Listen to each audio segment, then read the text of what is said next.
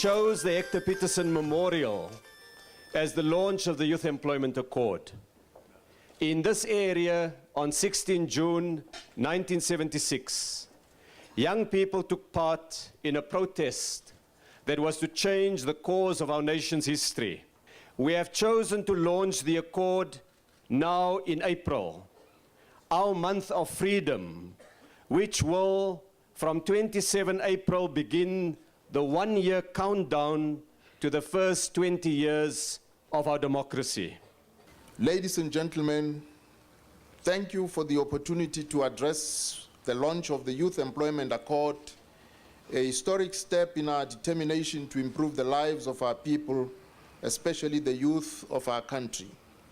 By February this year, the parties had signed off on a text of the accord, and today we launched the youth employment strategy that commits the major players in the economy and the organizations of young people to a real and concrete partnership.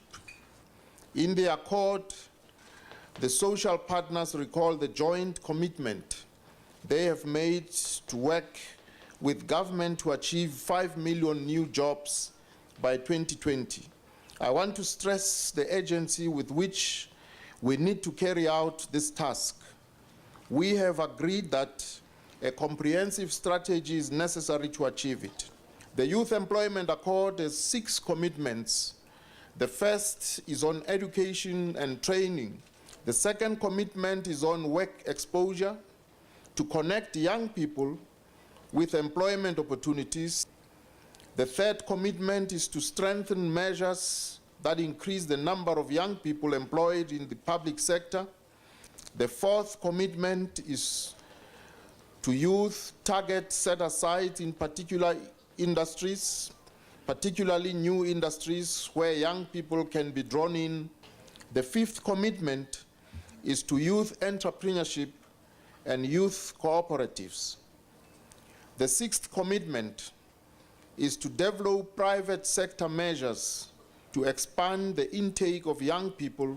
Business organizations have endorsed the youth employment strategy as a practical and concrete way in which partnerships can be developed.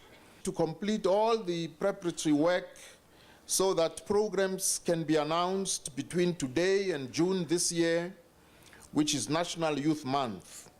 In order to show serious intent, some signatories have already commenced actions and commitments. An agreement which we reach is an agreement which is sustainable. It's an agreement which all of us, years to come, we may be proud of. This agreement is not for the people of Soweto who are just here because the venue. It's a national agreement. My task is to request those who pledged to sign this agreement to come forward and sign.